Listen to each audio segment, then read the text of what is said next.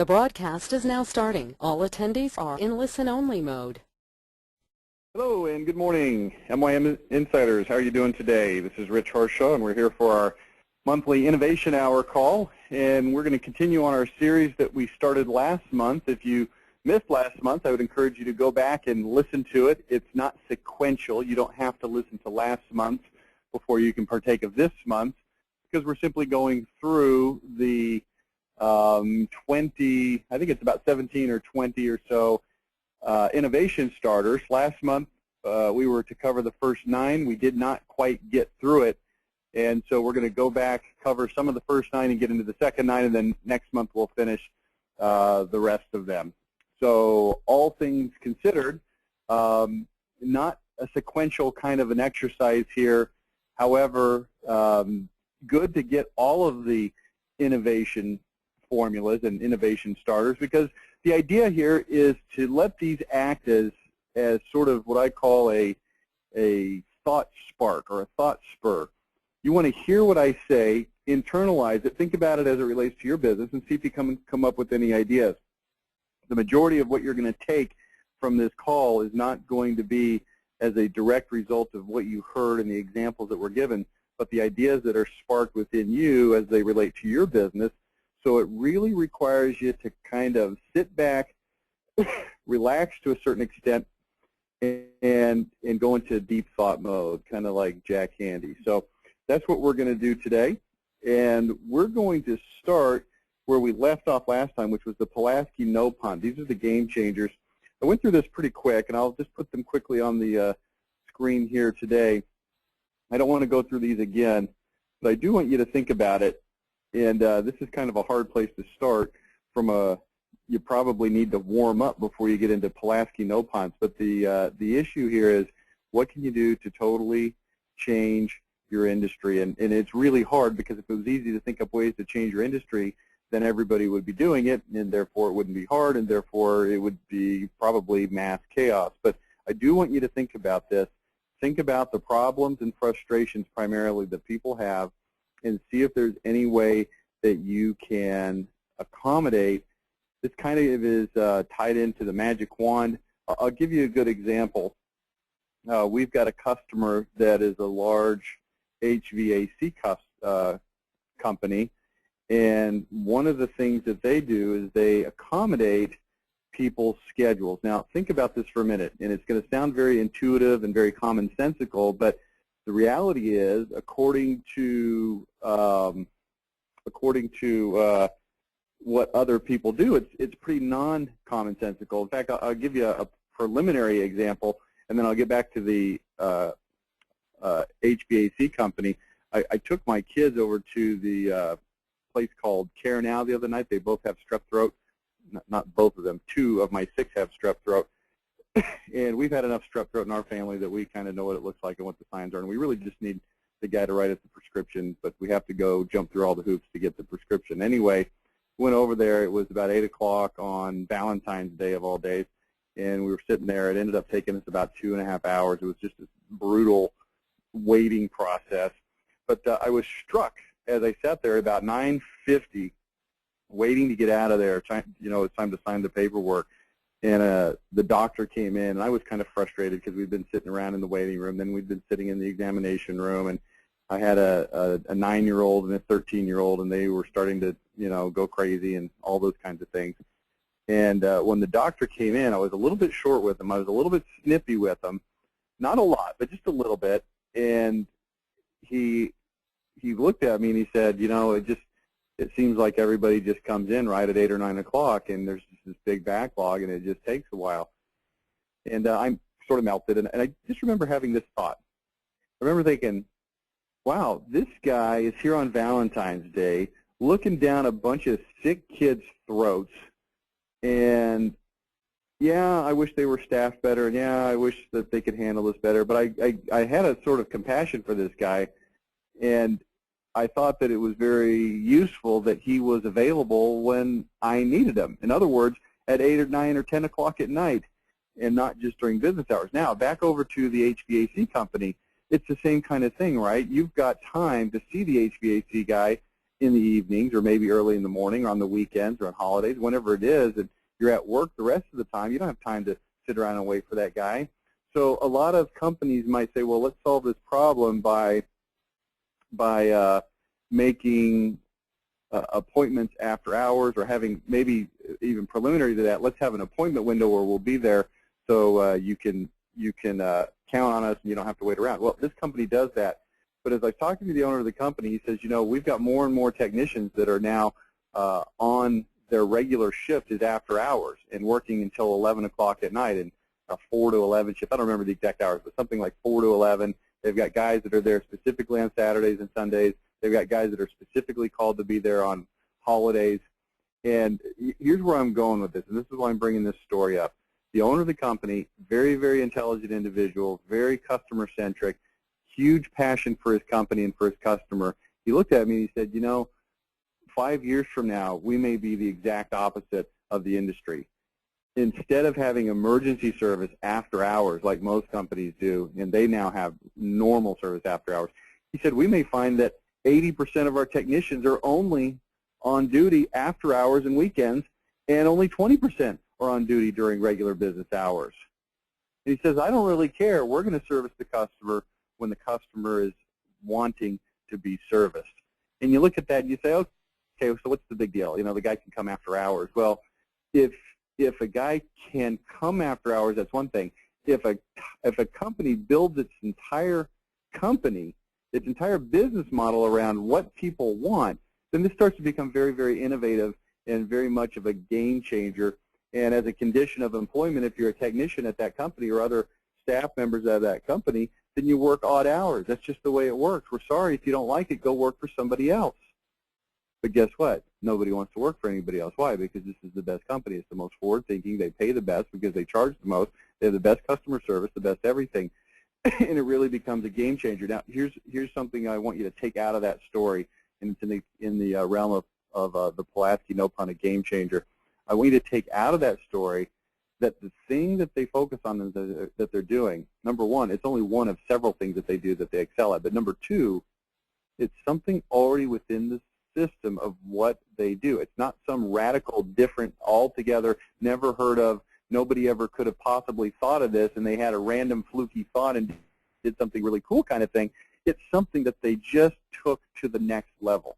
They just took it to the next level. And that's what I'm asking you to do.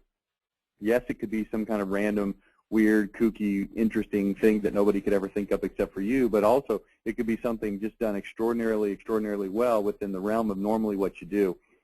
So take a look at the example of the assurance program from Hyundai. And again, think of that in terms of the time and era when that came out, right when the stock market had crashed, the economy was just going into deep recession. People were not buying cars, not because they didn't have money. Some did not have money, but the majority still had money and still had jobs, but they were scared. And they didn't want to spend their money because they didn't know, hey, if I spend my money now, 6, 12, 18 months from now when I need to be paying for that car, am I going to have the money? I could be laid off. Uncertainty was crippling people. And they came out and said, if you lose your job, we will make your payments for you. Unheard of. Game changer. Sales through the roof. And competitor sales who did not have that game changer suffered tremendously. So all I'm asking you to do is think about that, look at your business, and I would encourage you to take time to just think, okay? Now, let's get into some of the other ones. That really was just a review from last month. Let's go into the next the word starter generally in my vocabulary has the word headline in front of it, headline starters. If you've been through our training, you know exactly what headline starters are. These are innovation starters, okay? So let's think about the free lunch. What could you give away for free that would entice prospects? Now, you got to be a little bit careful with this. You don't want to just be giving away stuff for free and not making any money, but it could be a very valuable innovation to your business. Okay, so let's think about this creatively. So a flooring store, this is a client that we had several years ago. They sold flooring to mostly through designers, but also directly to the public. It was higher-end stuff, not super-duper only exclusively high-end stuff, but it wasn't the cheap, middle-of-the-road kind of stuff. It was some nicer flooring. They had all kinds of carpets and rugs and woods and stuff like that. Anyway, we thought, what if with with the purchase of carpet, we give away free carpet cleaning for 2 years. And you say, well, how's that possible? How can you pull that off financially? And a big part of innovation is working your calculator and seeing how things are going to work out. How does it work if you give away free carpet cleaning? Well, the first question is, well, how do you go about giving free carpet cleaning away? Well, one way to do it is you go and buy carpet cleaning and you give it to people. That's probably not the smartest way because it hurts your margins more. The smarter way would be as follows.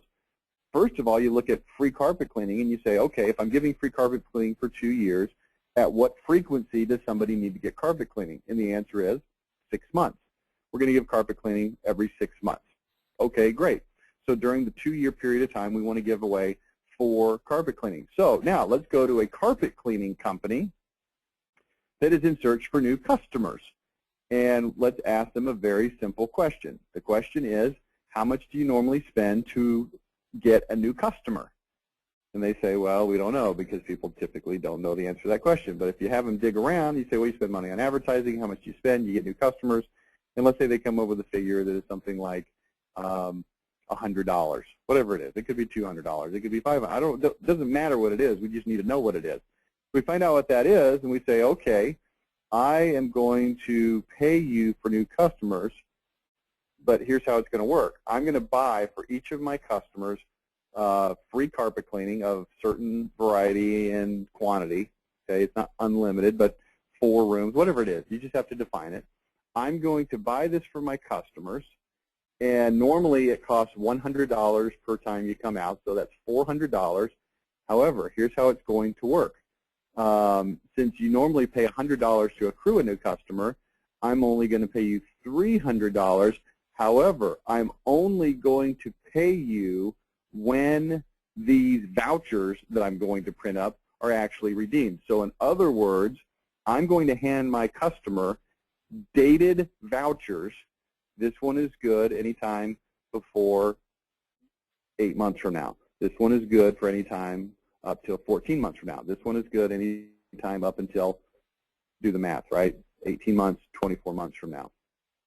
And if they don't use the voucher, they lose it, because we don't want to have an unlimited amount of liability floating around out there in the marketplace. They can't be transferred, they can't be sold, but if the customer uses this voucher, you give it to me, and I will give you 75% of the face value. Now, here's what's going to happen with that. First of all, you're taking a 25% discount because that's what he would have paid to accrue that customer. Second of all, you're going to only pay for redeemed vouchers, and there will very certainly be drop-off in the number of vouchers issued versus the number of vouchers redeemed. Let's say that the drop-off is 50%. So out of the 4 vouchers that you are on the hook for a total of $300 if they were all redeemed, now only 2 of those 4 for a total of 75 times 2, $150 are going to be redeemed over the course of 2 years. So now, as you sell this carpet for full price, you've now accrued a liability of $75 to be paid over the next, $150 to be paid over the next 2 years. That's not a bad deal for you. It's a good deal for the carpet cleaning company, ostensibly after the 2 years where they're getting paid what? Their normal rates. They will then have the ability to take that customer as their own customer and make full price off of them, hopefully forever after. Okay, so how does that work from an innovation standpoint? Well, I just went through the mechanics of how you execute it, but the mechanics of how it works to get you more business is now you have the ability to advertise. Whenever you buy carpet from us, you get free carpet cleaning for 2 years. Now, I'm not saying that free carpet cleaning for 2 years is the end-all, be-all of carpet selling strategies and techniques. I am saying take the principle, see if you can work the mechanics, see if you can work your calculator, and see if you can find ways to work that for your business. Again, I know that you're not a flooring store, and I know that free carpet cleaning probably isn't the thing that you want to be giving away, but the idea is to get you to think about this. Okay, another thing that we did with that flooring stores is we went to the designers who were very frequently buying things for their clients from this store, and we put together a designer club. Now, it says page 221. If you have a copy of the book, Monopolize Your Marketplace, you can turn to page 221 and read more detail about that. But the long and short of it was we said to the designers, if you buy carpet from us, we will give you the following benefits. And this is just a few of many that you can find listed on page 221 if you want to delve a little deeper. But we'll give you, first of all, points. Like a frequent flyers club, we'll give you points. If you bring your client here and they buy stuff from us, or you buy it on their behalf, then we'll give you points, and you can redeem the points for cash and merchandise prizes. Okay, and you can define what those are, and we don't have to go into detail. That's not really the point of this call to get into that, but you get the idea. Also, we gave them office space that they could use in our facility. If you come into our store over here on Oak Lawn Avenue in Dallas, you can go up to the second floor where we've got a loft, and we've got a refrigerator with drinks and snacks, and we've got computers and printers and fax machines and internet access and sofas and working space, whatever you might need to do to get your job done. We've also got a couple of private offices. You can close the door. There's phones in there. We've also got a conference room downstairs where you can come in, meet with your client, show them samples, and we make this very conducive to the designers to want to do business there by giving them what? Free perks. Okay? See how this works? It's pretty simple. This is a promotion we ran on the screen right now for sunrooms. This was one of the most successful promotions that we ran in the home improvement industry, was for sunrooms, and we ran a sale giving 20% off, but that wasn't that uncommon. There was a lot of 20% off sales, both inside this company and with other companies. But what we did is we said, if you buy this sunroom during this particular time frame, we will also give you the following things. And it became what I call a mega irresistible deal. A mega irresistible deal is to pile up as many free things as you can, so that the aggregate cost of those things, if purchased separately, is so large and so eye-opening that people say to themselves, well, geez, if I'm going to buy it, I might as well get all this free stuff. And so we added free flooring and free furniture and free window cleaning. We added a free heating and cooling unit, a free vacation to any of 21 exotic locations. And we built up a package that was worth, I think it was worth somewhere in the neighborhood of $5,000. The flooring, the furniture, the window cleaning, the heat cool unit, and all of these different things. So it makes it enticing. Now, we're all familiar with these kinds of offers, and I'm just simply challenging you to look at ways to implement and integrate that potentially into your business, okay? One of the things that I've seen recently is a literal free lunch. Is the Texas Rangers baseball team wanted to stimulate sales for tickets, and so they put together a package where if you buy the ticket, we give you an unlimited pass to get food and drinks from our concession stand. And there was a certain type of concession stand. It wasn't anything in the whole ballpark, but I think the ticket was something like $39, and that was a reasonable price given the location of the seats and, of course, the perks. And again, you just have to run your numbers on this. Your calculator very frequently is your most important marketing tool, as you try to figure out, okay, if I give this stuff away, it's going to cost me X, and it's going to bring me how much increased sales. If it does not bring you increased sales, then the innovation, by definition, is a failure, and it's not worth doing. If you don't get more sales by spending more money on the innovation, then you probably shouldn't do it. But frequently, you'll find that as you give things away, and people say, well, there's no free lunch, and I know that my customers aren't that stupid. And I heard this all the time, even in the sunroom industry. People say, well, we can't give that stuff away because our customers aren't stupid, and they know they're going to pay for it somewhere. And I would challenge that. Yes, people are smart, and they're not stupid. And yes, people know that somebody's got to pay for it somewhere. But here's what people think in their mind. They've seen this kind of deal enough that in their mind they say, I understand what the price points should be. I understand that if you give me these free things, it still appears to be a valuable deal, so I'm going to go ahead and purchase it. And particularly if you put some scarcity involved and put some time frame limits on it, it can be very, very powerful. Okay, we've done a joint venture also that I've shown on a joint venture webinar with a mortgage company. When you buy your mortgage with this company, you don't just get a mortgage. Hey, if you buy a mortgage from us, you'll get a mortgage. Well, who wants a mortgage? I mean, you want a mortgage and you need a mortgage, but you're not excited about it. But if you do buy the mortgage, we'll also give you a coupon for $375 of free painting from XYZ Painters, and a handyman will give you free dental cleaning. Ostensibly, you're just moving into a new area. You may need a new dentist, and other things that may be valuable to that person as a package. okay? And so what if the total sum of the discounts available was, you know, $2,000 or something when you get a mortgage from this particular company? It could be a powerful way to swing people to buy from you instead of somebody else. Now, here's my advice to you. If you're going to use this free lunch tactic, make sure that whatever you give away for free is actually valuable. We've all seen the offers where it says, and if you buy now, and then the whatever you get for free is something that either seems stupid or ridiculous or non-valuable or unappealing or something that probably should have been included in the first place. All of those kinds of things we've seen, that's not what I'm talking about here, okay? Golf course, this is also in the Monopolize Your Marketplace book, talked about how a golf course could increase business by offering some things for free. These are things that don't cost much money, but they have a high perceived value. In other words, these are high margin things.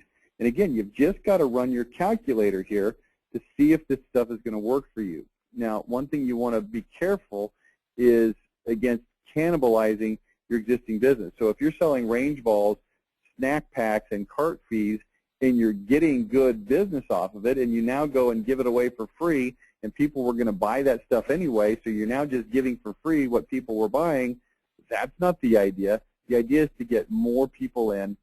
If some of your existing customers who would have paid full price for these things are now getting them for free, if it's on a limited time basis particularly, that can't be a bad thing because they've got to be excited that, hey, I'm getting something free. It's going to help enhance them.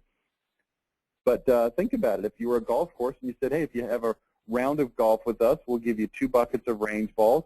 We'll give you a snack pack with a sandwich and a Snickers bar and a Powerade, and we'll pay for your cart fee or half your cart fee or something like that. These are things that might add up to $20, $30, $40, and if they're given for free, then it becomes more enticing. I'm simply asking you to think through this with your calculator and see. Here's the question that we're asking. If I spend hard-earned money on these things to give them to my customers, will it make an increase in business? And will the increase in business be enough to offset the increased costs based on the volume of new customers? Okay? Restaurants, appetizers, desserts, drinks. Now, again, you've just got to take this stuff in the context that it's intended. If you have a restaurant and you're selling out the place every single night, there's probably no need to do this, or to do it on a very select basis, or to do it on a customer retention type of a basis as opposed to a new customer acquisition type of basis. But if you've got a restaurant, it's a little bit slower, and you say, hey, we can give an appetizer away. It'll only cost us $1, but it will get 30% more people into the restaurant, or whatever the case is, then that's something you may want to consider, okay? Dentist, giving away the teeth whitening. I think you get the idea here. And it doesn't necessarily have to be a retail business. Think through this in your business. If you have any questions, we want to explore this with your company, feel free to hit the question button on your console and ask a question.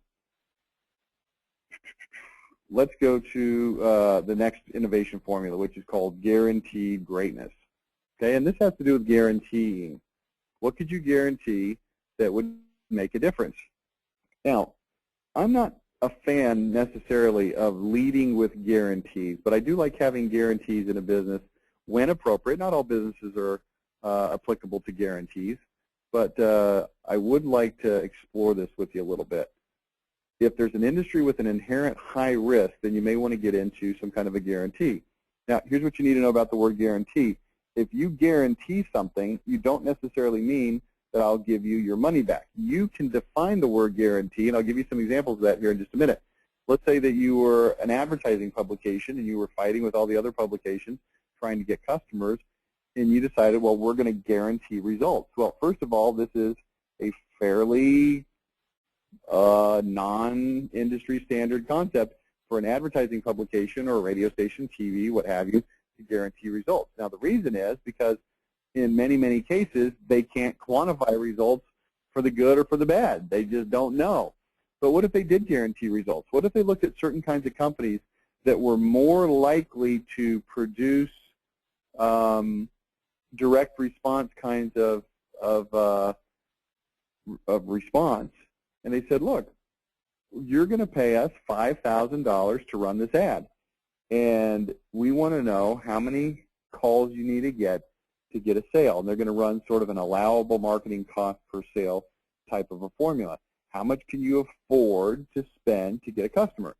So let's say if you spend $5,000 to advertise swimming pools in this card deck called the RSVP card deck, and you have the ability typically to convert 1 out of 10 calls into a sale, and the average sale is worth $50,000, of which $20,000 is margin.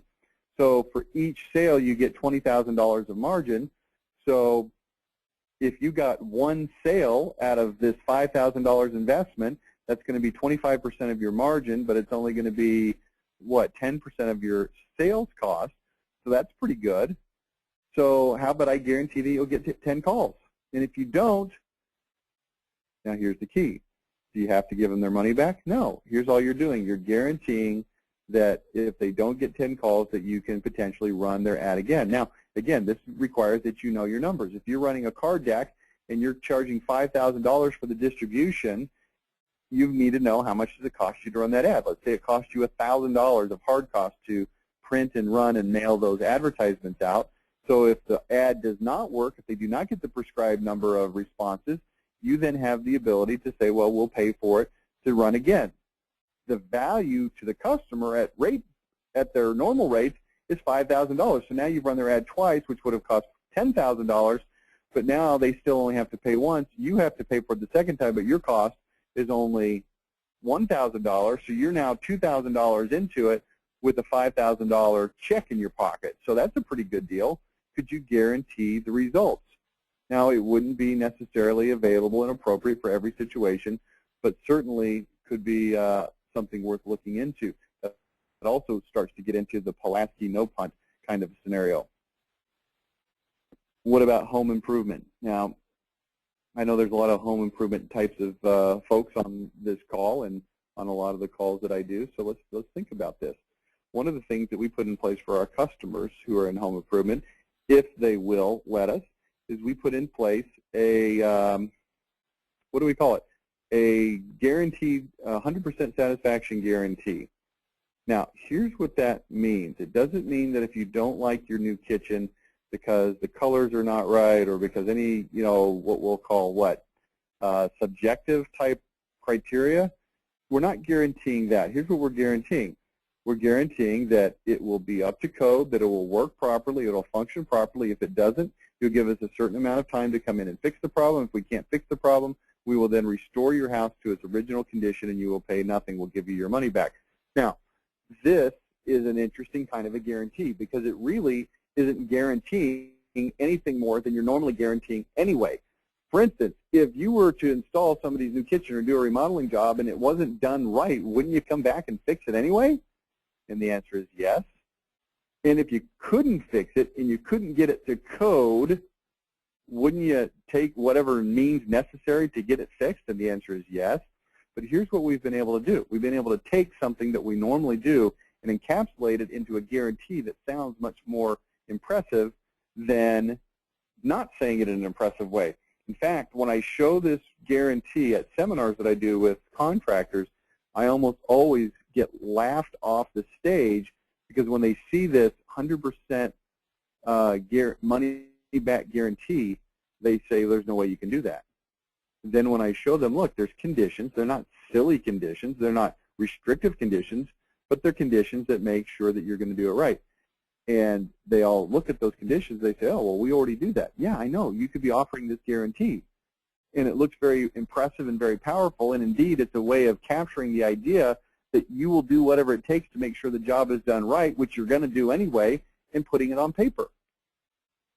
Why wouldn't you do that? And the answer is because you hadn't thought of it. Okay? This is a jeweler, guaranteed appraisal. This goes way back. This is some of my very first marketing experiences, maybe getting up there on 20 years ago. Worked with a guy who sold diamonds wholesale. And, jewelry is an interesting industry because the appraisals always come in higher than what you bought it for. Now, why that is, I don't really know. But this guy was selling diamonds at wholesale, And normally, if you took it to get appraised, the diamond would be appraised for somewhere in the neighborhood of one, let's call it one, closer to 2 to 2.5 times over what somebody paid for it. So if you paid $1,000 for the diamond, it was going to appraise for maybe $1,800 to $2,500. Now, don't ask me why and how that worked. Just know that that's how it worked. So I said, why don't you guarantee the appraisal? Now, here's the reality. The way it works is that it's being appraised for insurance replacement value, and it's inflated, not because an individual is trying to be disingenuous, but because that's just how that thing works. That's how their system works. We're not going to dicker with how their system works. We're just going to take advantage of how their system works. So if you can buy a diamond for $1,000 and you can be pretty sure it's going to appraise for $2,000, then you can actually come in and appraise that you can guarantee that it will be appraised for 2 or even 3 times what you paid for it. Now think about that on the front end in the advertising message.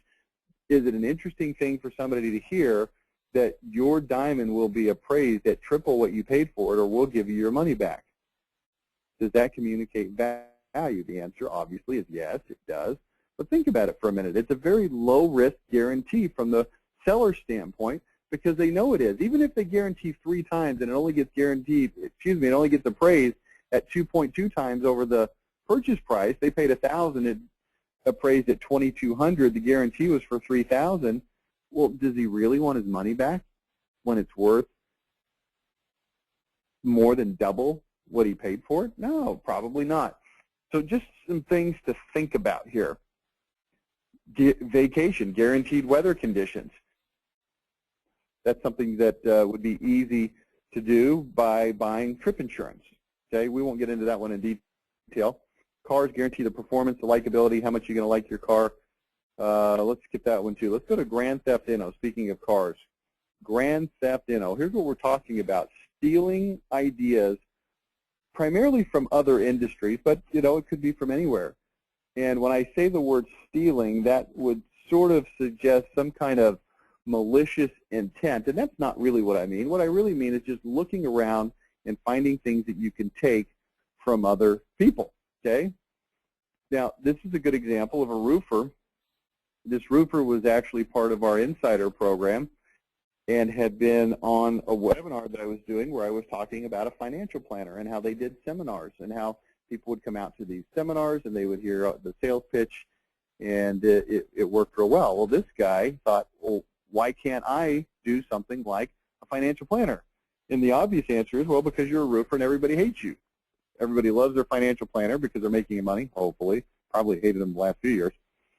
But it just doesn't seem like a good fit. But this guy said, no, wait a second. Let me think about this for a minute, because they had a very unique, interesting, specific, unusual situation which had brewed, which was that there was a certain manufacturer of shingles that at a certain time period, about 10 to 12 years before this story occurred, had installed a bunch of shingles for about 2 years that had gone bad. And there was a class action lawsuit, and people that wanted to take advantage of that class action lawsuit could get their shingles replaced at no cost, basically a new roof, but they had to take action within a certain time frame.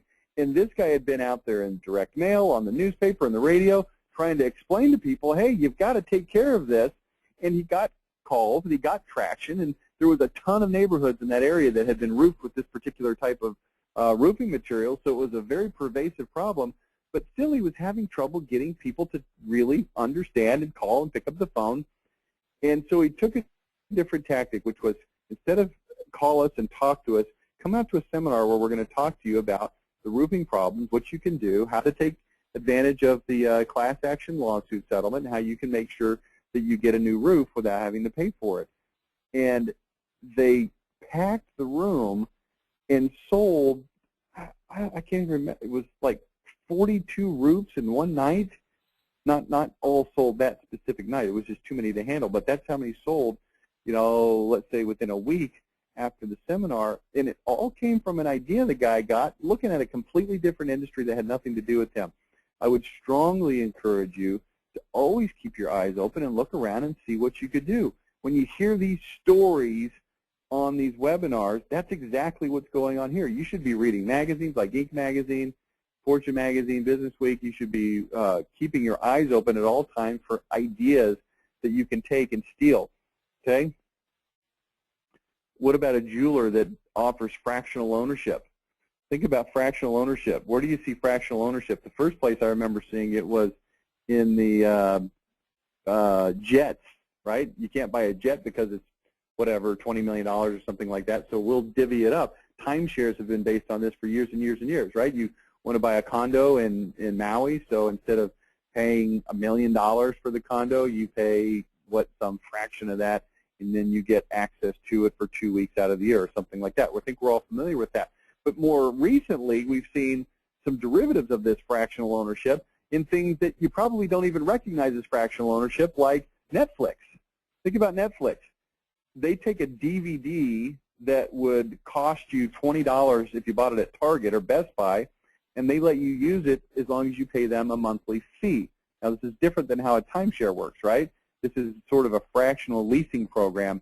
Give me a monthly fee, and then I'll give you access to my library of DVDs, and then obviously more relevant lately is their streaming library. So you have access to content by paying a small monthly fee. Well, couldn't a jeweler do that same thing? And again, I believe that this particular idea could be revolutionary for the right jeweler that wanted to actually, do something. But what if you paid on different levels? You paid X number of dollars, and for those dollars, you got points. So you can pay $199 a month, or $399 a month, or $999 a month. And the more you pay per month, the more valuable your buy is. So, for instance, if you buy 200 points in a month, if you pay $200 a month, maybe you get 200 points. But if you pay $1,000 a month, maybe you get 1,200 points, so that you get some benefit for having a higher level of buy-in, because now you're a better customer that's offering more money. But now you can take and redeem these points for anything in the store, right? So if you want this particular necklace or ring or whatever it happens to be, this is going to cost you X number of points. Or you can have anything in this category out at any time for as long as you want. And if you want to keep it for a month or 2 months or a year, if you want to bring it back in 16 months or in 16 days, we don't care, because it works like Netflix, right? Why couldn't you do that?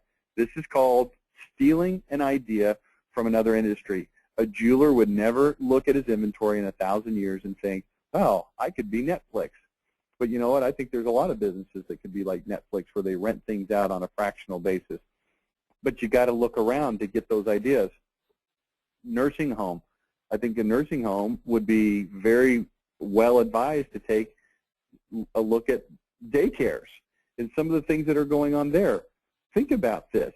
When you've got a child in daycare, here's what that means. It means that the parents are at work. They don't have the ability to watch that kid. However, because it's their kid, they're extraordinarily concerned about that kid. So if a daycare put things in place like periodic, frequent reporting, here's what's going on, here's what your child is doing, here's a progress report, so to speak. If they had webcams of the children in common areas so that you could look on the internet and see your kids, couldn't you do that with a nursing home? Couldn't you steal those ideas and say, okay, we're going to give reports? Because look at the situation. It's the exact same thing, right? You put your elderly parent into some sort of assisted care facility, and you want to know what's happening with them. Maybe they're out of state, maybe they're not out of state, but you can't get over there as often as you like. Wouldn't you like to at least know what's going on?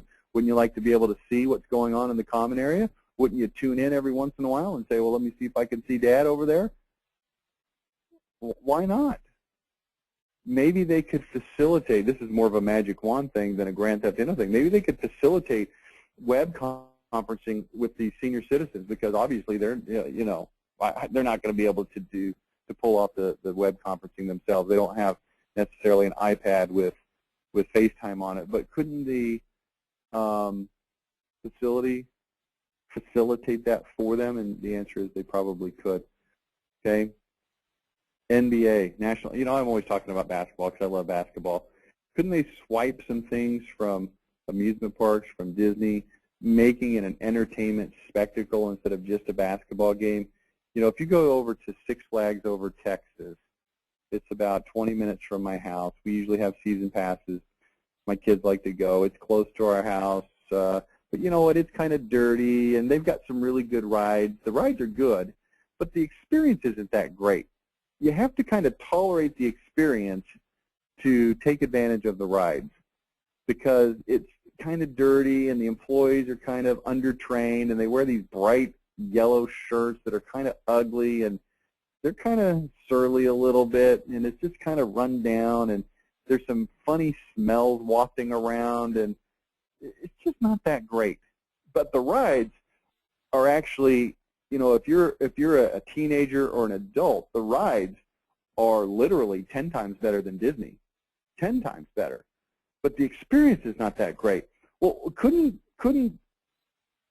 here's why I'm bringing this up. So we've got the Six Flags standard and we've got the Disney standard, and here's what we see a lot of times at NBA. They say, well, we've got great rides, we've got a great product, the basketball game, so we don't have to put on this extraordinary experience because people aren't here for an extraordinary experience. They're here to ride the Texas Giant roller coaster. And Disney would look at that and say, you know what, people don't give a rat's butt about riding the roller coaster. They do, and there's a time and a place, and it's appropriate, and we understand that. But here's what else we understand. There's an experience that we want to make. And the NBA could make some experience so that it's not just solely focused on the basketball game, because look what that does. It cuts out a lot of potential attendees. It cuts out a lot of female attendees. Not that females aren't interested in basketball and don't go just for the game, but you know what? There's a lot that really don't, but would be interested in an event if it was something more than just simply the basketball game. You look at the Super Bowl. It is made into an event. You say, well, we can't make everything a Super Bowl.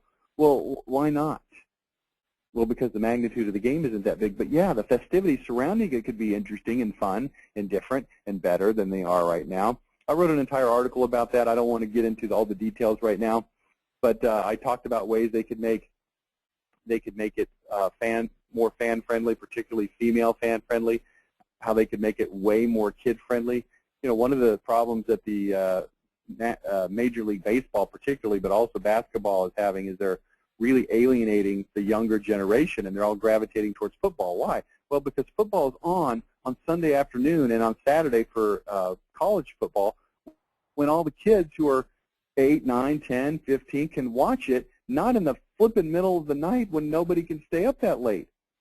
I mean, my son Jonah is 10 years old, and he's a basketball freak. He loves to watch it, and he gripes and complains every time he has to go to bed because the game is still going, and he's got to go to bed. But baseball is the worst. Their playoff games don't usually start till 8:30 or 9. Kids can't even watch any of it. So all I'm saying is this: watch other industries. What do they do? What do they do well? And make that happen. Okay? SEO. SEO. Now, this is an interesting concept. You guys know what search engine optimization is, right? Well, we started selling search engine optimization, I don't know, it's been maybe 4 or 5 years ago now, something like that. And the problem that I saw with search engine optimization is that every company that sells it was sitting there going, hey, we got good search engine optimization, let us do it for you. And nobody understands search engine optimization in terms of the customers that are buying it. They go, well, what is it? How does it work? What are you going to do again? Well, here's what you're going to do. You're going to give me a bunch of money, and then we're going to do something, and then you're going to show up high in the search rankings. Okay, but what is it you're going to do, and why is my site not good now? And I thought my guy that I used to have did something like that, didn't he? I don't really know. And it was this very confusing process that had no way to really pin down any kind of measurable metric of why you even need it. And I thought, you know what, when you go to the doctor doesn't just start treating, he diagnoses first. The auto mechanic doesn't just start fixing, he diagnoses first. And more importantly, he doesn't just diagnose, he shows you the diagnosis and says, here's specifically what's wrong. Now, you may not understand anything under the hood of a car beyond there's some big motor-looking thingy in there, but if the guy brings you a report that says, look, here's 4 things that are broken, and you look at the report and you don't even understand what they are, but you see definitively that some piece of equipment somewhere, somehow, with some person that can read the equipment looked at it and said, yes, they're broken. You look at it, you feel better by at least seeing that it's written on a piece of paper that there's stuff that's wrong definitively. And I thought, well, why can't we do that for SEO? So we created a grading sheet that shows the things that can be wrong with your SEO and how you're currently, we put together a grading sheet on a scale of 100. And we put it on a scale of 100. Why? So that when we give you the report, you can see that if you got 100, that's really good. If you got an 80, that's okay. If you got a 70, that's not that great. You're starting to get into failing territory, 50, 30, 20, right? And it made a huge difference. It makes it much easier to sell SEO. But here's what else it does. It makes it easier for people to want to buy it because they actually believe that there's something wrong, and it's definitive, okay? And it's just simply stolen from a doctor in an auto repair facility. That's how I think. I just think in terms of, well, what can we do? Veterinarian. You know, we've got a dog and a cat. We have 2 cats. One of them didn't quite make it. But the other cat and dog, we take them to Banfield, which is over at PetSmart inside there. It's the pet hospital. And we pay them a monthly fee. This is sort of the fractional ownership idea again, almost sort of like the jeweler, where we pay a monthly fee, but it's not a fractional ownership. It's more of an insurance. And as we pay this monthly fee, we then get included with that the routine maintenance. We get discounts on things, and we get a discount if there's any serious issues that need to be taken care of. And it's good for the veterinarian because it gets a monthly cash flow for them, but it's good for the pet owner because it gives them more of an incentive to get their pets in for treatment on a consistent basis, and they save a little bit of money. Now, overall, do they save money? I don't really know. I've taken this exact same concept, and I'm now attempting to integrate it into the dental industry. Think about this. If you're a dentist, if somebody's got insurance, that's great, but more and more people don't have dental insurance. Their companies don't offer it. They're self-employed. They're unemployed, whatever the case is. And I said, why can't you, dentist, offer this exact same thing that the insurance company, but more specifically the veterinarian, right, Grand Theft Auto, if you can offer it for a pet, why can't you offer it for a human for their teeth from a dentist? I never thought of it because that's what insurance companies are there for. Yeah, but why can't you, quote, unquote, self-insure? You say, well, we're not an insurance company. Yeah, but I'm not really asking you to be an insurance company. I'm asking you to go out to the public and say, hey, if you don't have insurance, the reason is probably because your employer doesn't offer it and it's too expensive to buy it separately. It's going to cost you $150 a month for your family. Tell you what, give us $22 a month. Now, look what happens when you get $22 a month. And I made that number up. It could be any number. But if you get $22 a month, that becomes very affordable from the patient standpoint. That gives you $264 a year, and you just want them coming in. You could give them, okay, so if you give me $22 a month for your entire family, I'll give you copay price on checkups. Well, what's copay price? It's 25 or 30 bucks. That's what you're going to get from insurance.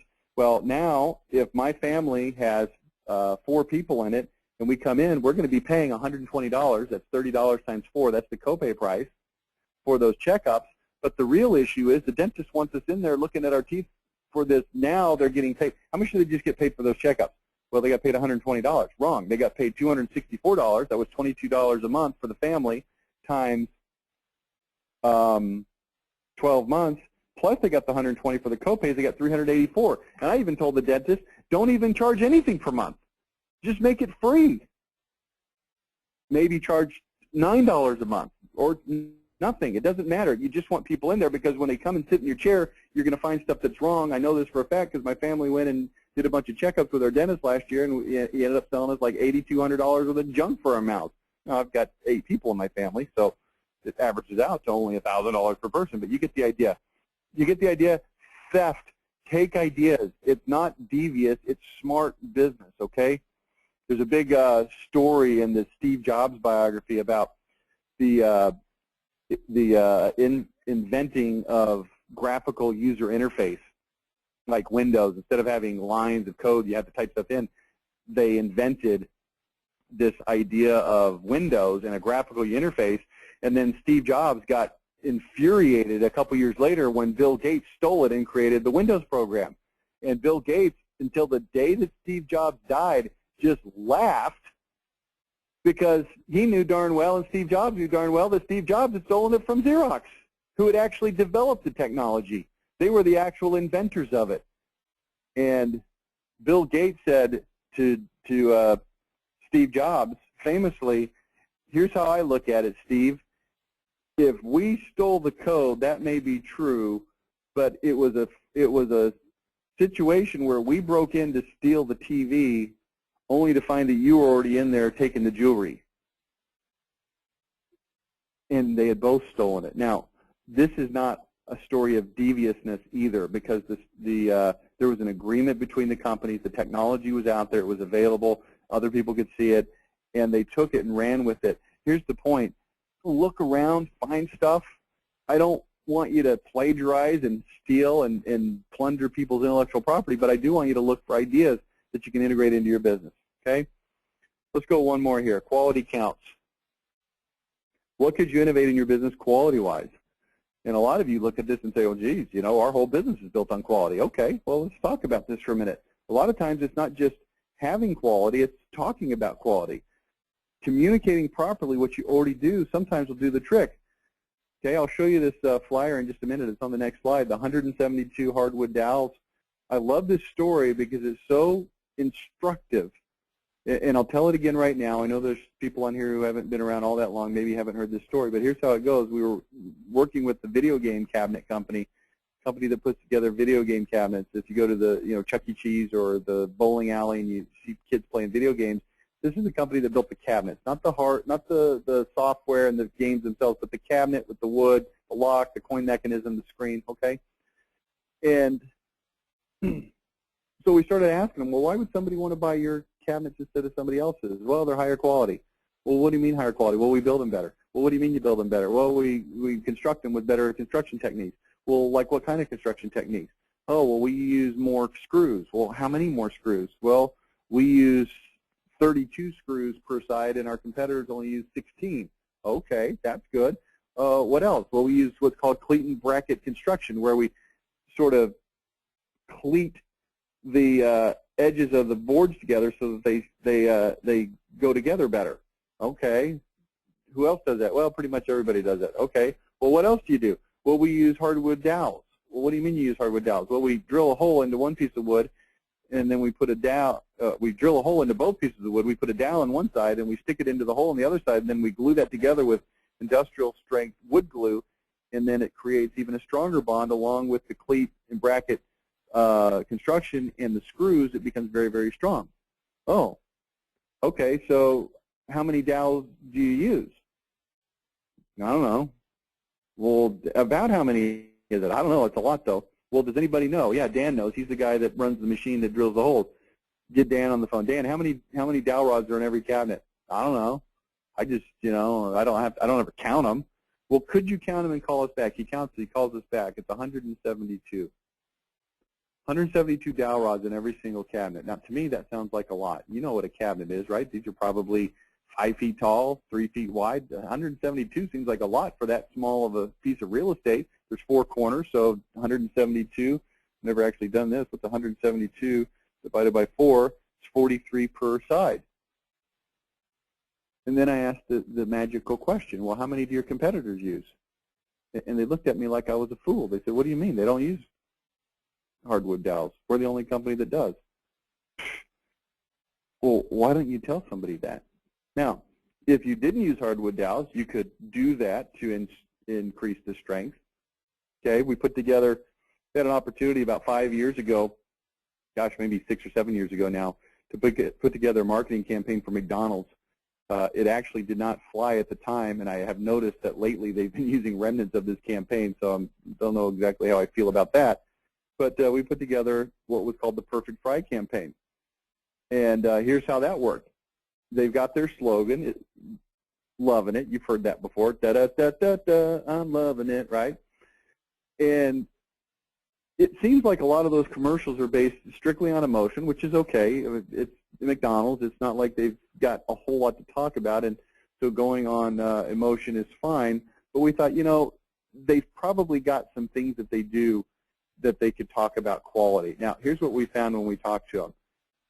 You probably wouldn't know this, and that's the whole point, but McDonald's has quality control like you would not believe. And I'm not just talking about at the restaurant, making sure that the guy doesn't cook the French fries at too high of a temperature because the temperature only has, the fryer only has one setting, off and on, and it's at the right temperature no matter what. I'm talking about before the food ever reaches the restaurant, the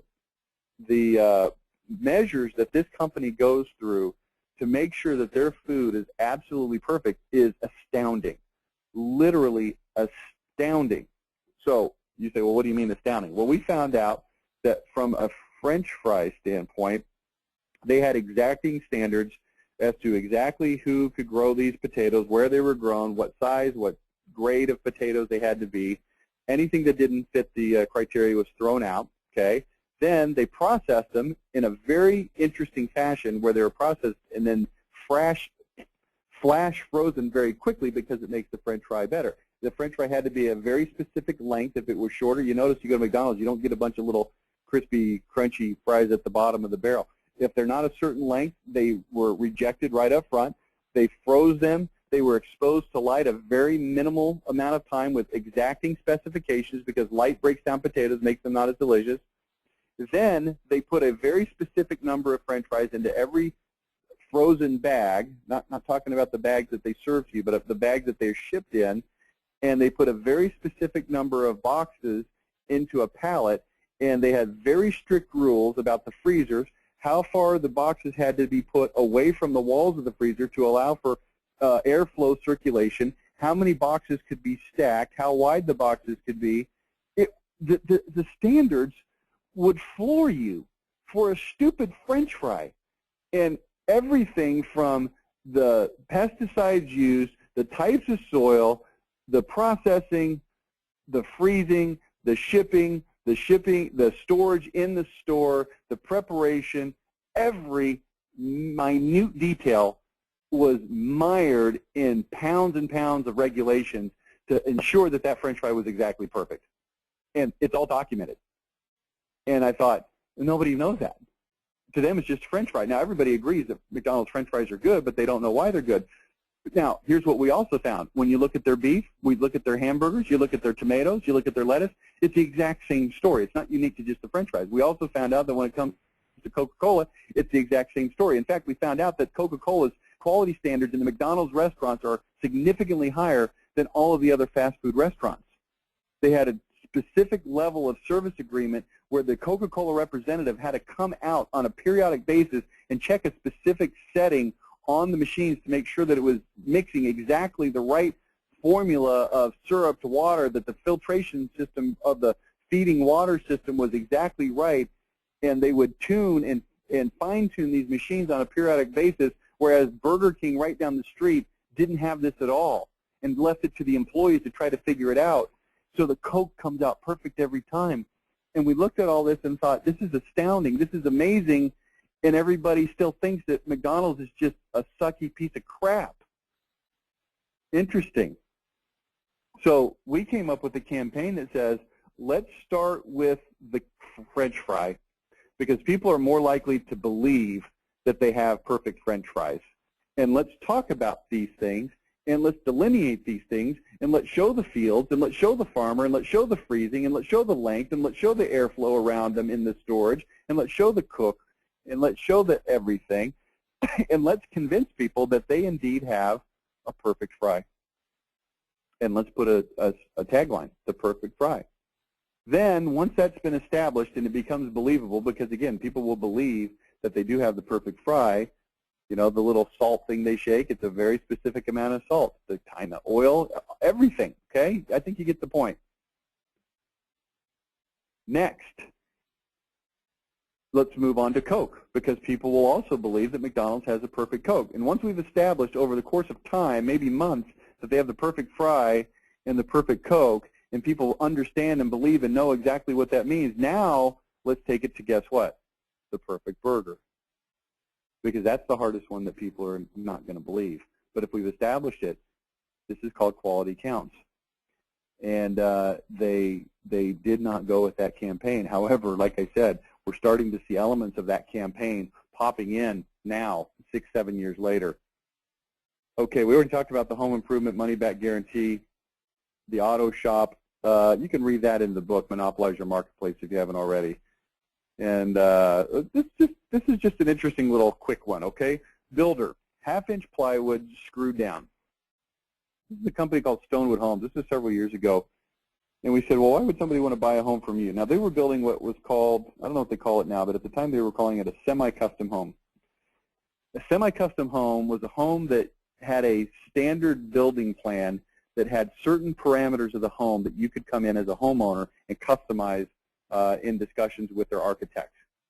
So it wasn't, hey, here's a blank slate, what do you want to build? We'll build a custom home. It was, here's our, I'm making this up, but it was, here's our 20 home plans that we have, and here's the 25 different things that you can do to change these home plans. If you want a bigger closet, if you want more bedrooms, if you want some open space, whatever, okay? So you get the idea. It was a semi-custom home. And we said, well, why would somebody want to buy a semi-custom home from you instead of somebody else? And the very first thing the guy said was, we use half-inch plywood on the second floor deck, and we screw it down, we don't nail it down. And I was a little bit taken back. I said, well, okay, is that a big deal? It doesn't sound like that big of a deal. He goes, no, no, no, it's a really big deal. Most guys are using thinner plywood. It tends to warp, it tends to squeak, and they tend to nail it down instead of screw it down. We do this in every house. We use half-inch plywood, and we screw it down. It's not going to come up. It's not, you're not going to get what they call nail pops that you can feel through the carpet. And this is what we do. Now, the net price, cost difference in building a house with half-inch plywood on the second floor deck and screwing it down instead of nailing it down is not that significant. But they were able to use that as a major selling point. This is almost like the 172 hardwood dowels, isn't it?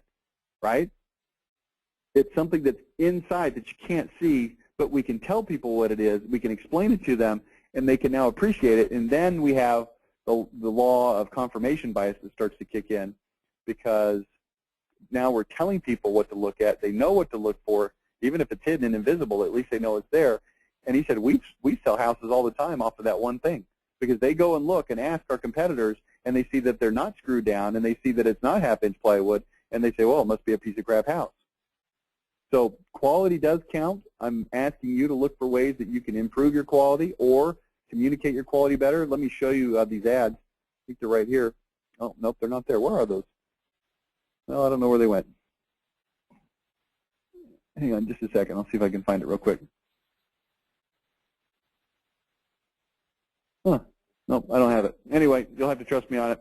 We're going to go ahead and end up here. We'll jump back in with this one, with Need for Speed next month. This is going to be a 3-month series. So we'll jump in there. Let me see if I got any questions on the question thingy. Oh, looks like I don't. So I guess we'll be done for today. We do have another webinar in 25 minutes. It's our Insiders Open Forum. We do not currently have anybody participating. If you'd like to ask a question, talk about anything, show up on that webinar in 25 minutes, and we'll talk to you then. All right. Talk to you then. Thanks. Bye.